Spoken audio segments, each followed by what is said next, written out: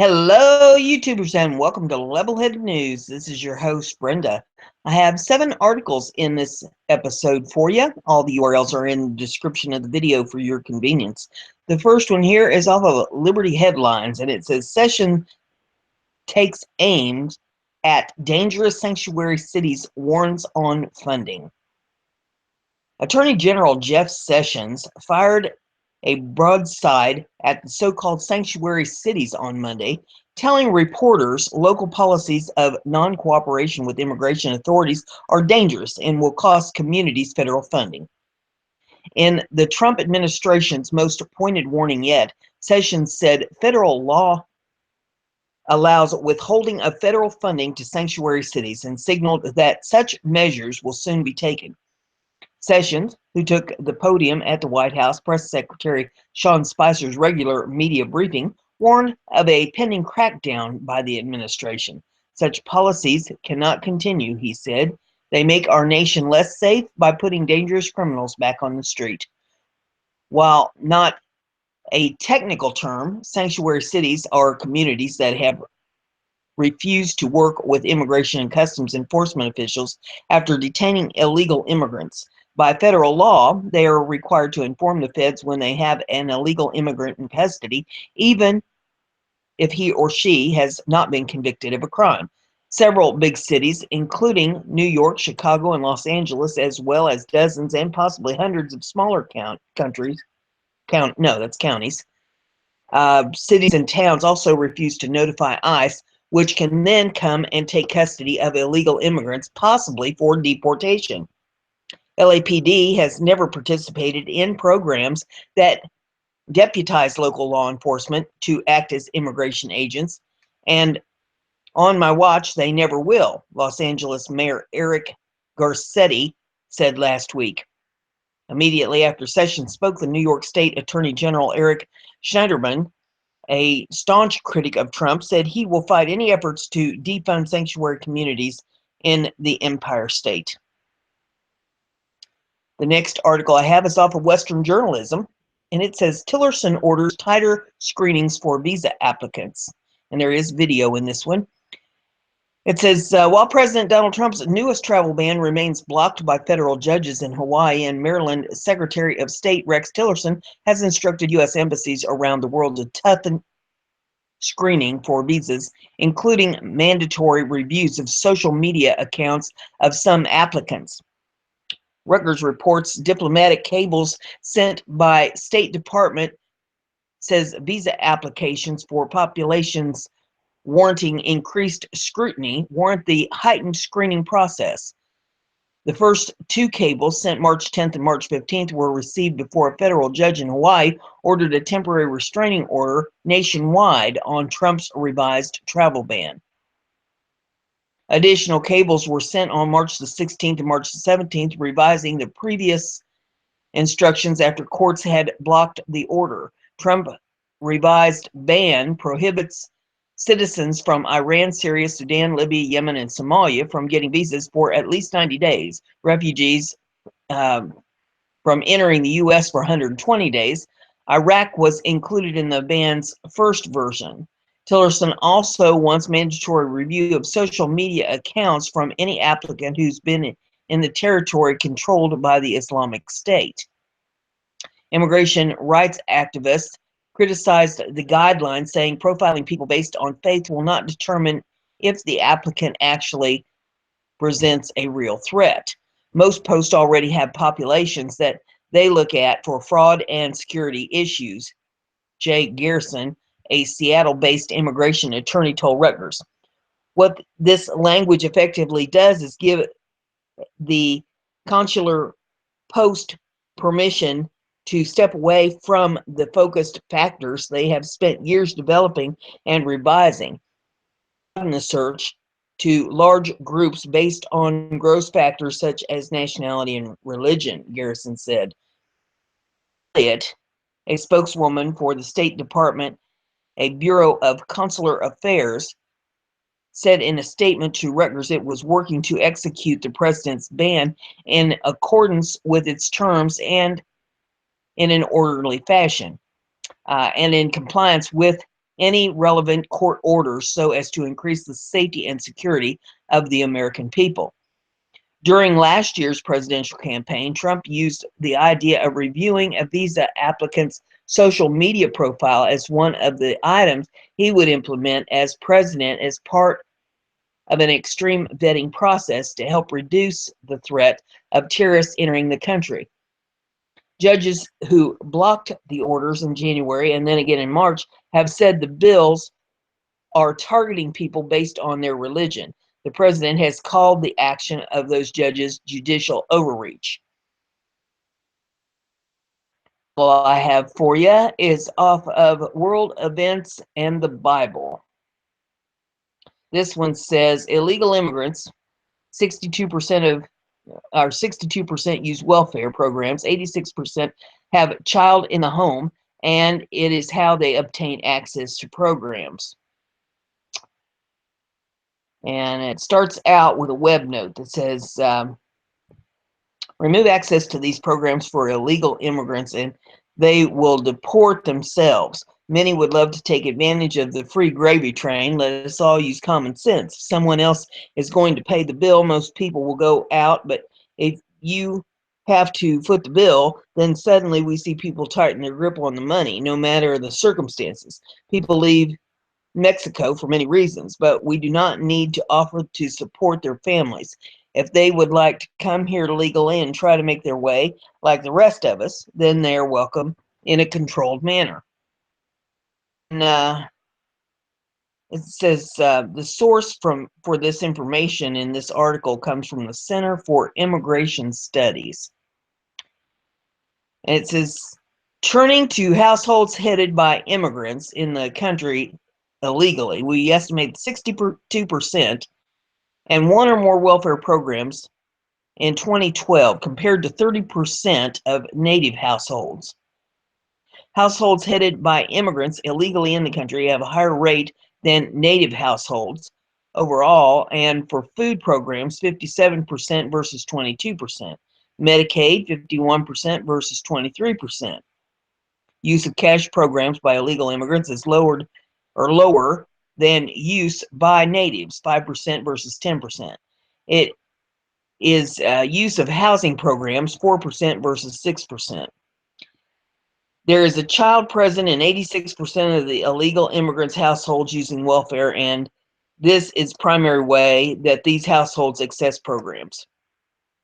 Of illegal immigrant households with children, 87% access one or more welfare programs compared to 52% of native households.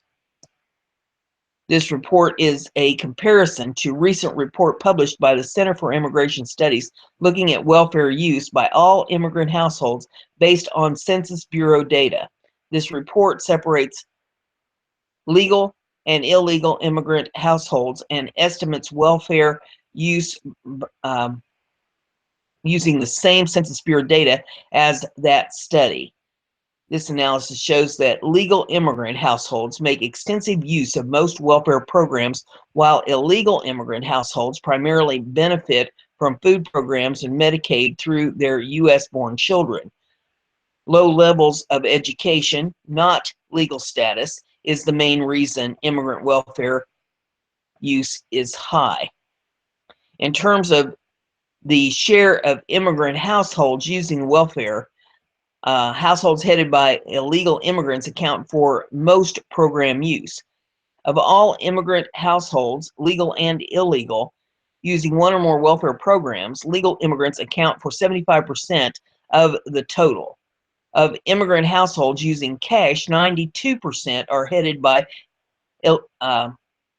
legal immigrants, as are 71% of households using food assistance, 74% using Medicaid, and 87% in public or subsidized housing. This should not be surprising, as households headed by legal immigrants account for 79% of all immigrant households in SIPP. Is it fair to say that efforts to curtail immigrant welfare use have not been particularly effective given the high welfare use of legal and illegal immigrants, despite all the restrictions on immigration welfare that are in place. Any suggestions that such costs can be avoided in the future by new legislation should be met with significant skepticism. Politically and practically, it is difficult to prevent low-income people from accessing these programs once they have been allowed into the country. Further, the result indicates that the knowledge of how to navigate the welfare system is extensive in immigrant communities, and no change in the law would change this reality. The next article I have is off BizPac Review, and it says Archdiocese says Mexicans who helped build Trump's border wall are traitors. The Mexican Catholic Church vehemently opposes President Trump's border wall and says Mexican companies that helped build it are traitors. Showing its ignorance of the separation of church and state, the Roman Catholic Archdiocese of Mexico trashed the wall in a fiery editorial. The op-ed titled Treason Against the Homeland was published Sunday in the Des de la Fe, the Archdiocese weekly publication. Any company that intends to invest in the fanatic Trump wall would be immoral, but above all, their owners and shareholders will be considered traitors to the homeland. Some have pointed out the United States has the unalienable right to build the wall, even if it violates the dignity of our people. The wall is a threat that violates social relationships or social relations and peace. In a meeting with Mexican steel companies last week, Economy Secretary Adolfonso Guardio told executives that the government will not restrict Mexican companies that want to build on Trump's wall project, but warned that Mexicans will hold that against them. Your prestige will align with your own interests in not participating in the wall, Guardo told the companies. Ironically, neither the economy secretary nor the Catholic Church have urged the Mexican government to improve the country so that mass hordes of its own citizens don't risk their lives every day to cross the border illegally into the United States, where they have hope for a better life. Illegal immigration costs taxpayers $113 billion a year. It's unclear how many Mexican companies have expressed interest in building Trump's border wall, but one struggling cement company in Mexico offered its services. We can't be too choosy, said Enrique Escalante, the CEO of Grupo Cementos de Chihuahua. We have to respect our clients on both sides of the border. While bleeding heart liberals make emotional arguments about how the United States doesn't have a right to build a border wall, actually we do. That is undisputed. They forget about the social and financial impact illegal aliens make. And there's an insert here in this. It says 15 Americans are murdered by illegal aliens every day. 5,475 a year. 82,125 since 9/11. 10 times the murders by U.S. residents. And it's adjusted for population sizes, it says, in the sanctuary cities. And the article goes on. It says a grieving father whose son was killed by an illegal alien says the crimes committed by illegals tear thousands of American families apart every year. My son would still be alive if it wasn't for an illegal immigrant, Don Rosenberg told Fox News. You separated my family, and you've separated tens of thousands of families. The next article is off of foxnews.com, and it says father of Maryland high school rape suspect arrested by ICE.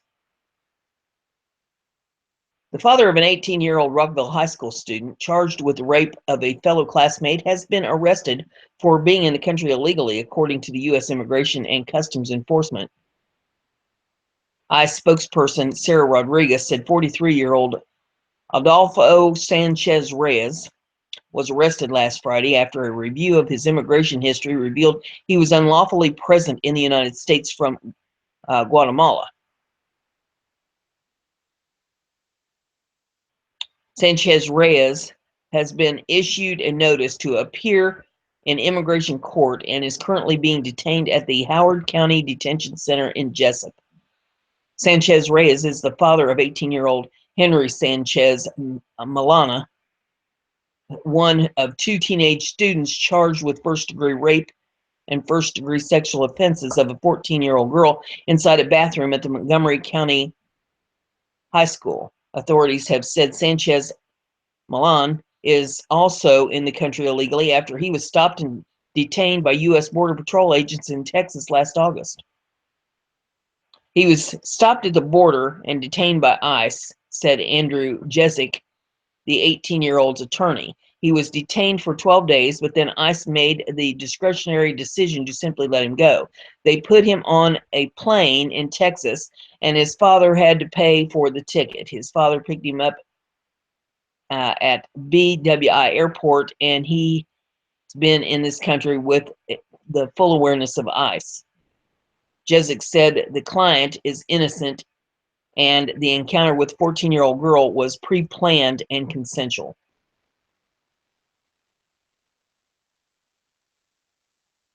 Well, at best, it would still be statutory rape. She's underage. And what would make him think that it would be okay to have those kind of actions in a school is beyond comprehension. Next article here is off BizPac Review. Kind Texas woman kidnapped by immigrants she was feeding for days before he turned on her. A South Texas woman found out the hard way that President Trump's numerous warnings on the dangers of some illegal immigrants were correct. The unidentified woman gave food and water for 3 days to an illegal immigrant who repaid that kindness by kidnapping her, the Dallas Morning News reported.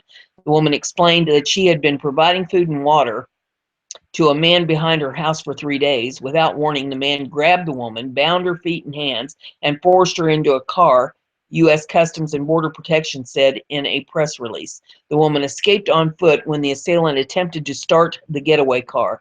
A witness who noticed her hands bound called police. Law enforcement located the alleged assailant by tracking his footprints. He was found unconscious, lying in surrounding bushes before he was transported to a local hospital for treatment. Doctors suggested he was faking his medical condition. The victim identified her alleged assailant at the hospital. Border Patrol agents were able to determine the suspect was in the country illegally. The subject was charged by the Dimmitt County Sheriff's Office with burglary of habitation with intent to commit a felony and aggravated kidnapping. The subject faces immigration proceedings upon collusion of the charges against him, according to the press release. The president drew criticism from liberals after he declared candidacy for president in June of 2015. When Mexico sends its people, they're not sending their best, he said at the time. They're not sending you. They're not sending you. They're sending people that have lots of problems, and they're bringing those people with us. They're bringing drugs, they're bringing crime, they're rapists, and some I assume are good people. In this case, the president was spot on. The next article and final one in this episode is off InfoWars. It says Antifa rioters plan to wear Muslim veils so they can file hate crimes charges against Trump supporters. This is a perfect insight into how truly vile these people are.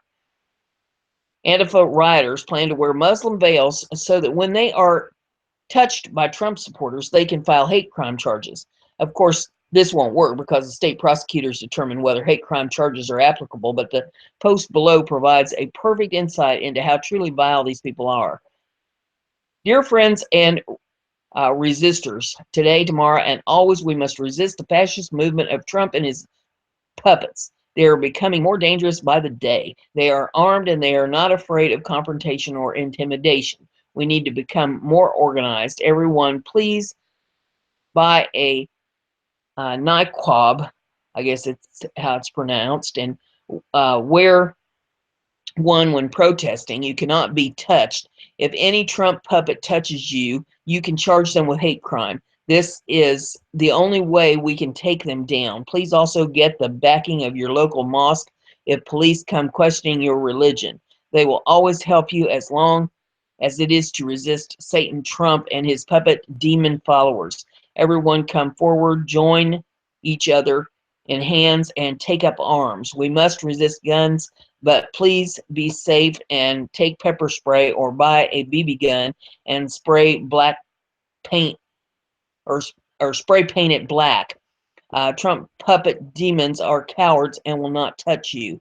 If they do, make sure you tell the police they grabbed your NIQUAB so they can be charged with hate crime.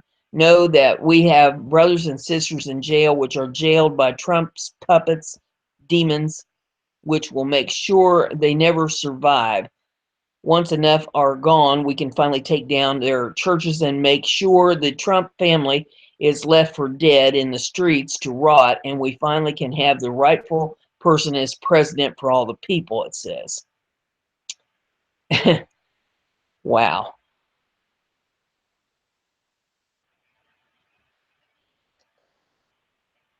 Unbelievable. I can't make this stuff up. So that's all I have for you in this episode. Wow. Uh, there's more episodes to follow. If you like what I'm doing here, bringing you the news, give it a thumbs up. Share it on your social media so everybody gets to hear what's going on. And don't forget to subscribe. That way you'll stay informed. I'll see you in the next episode.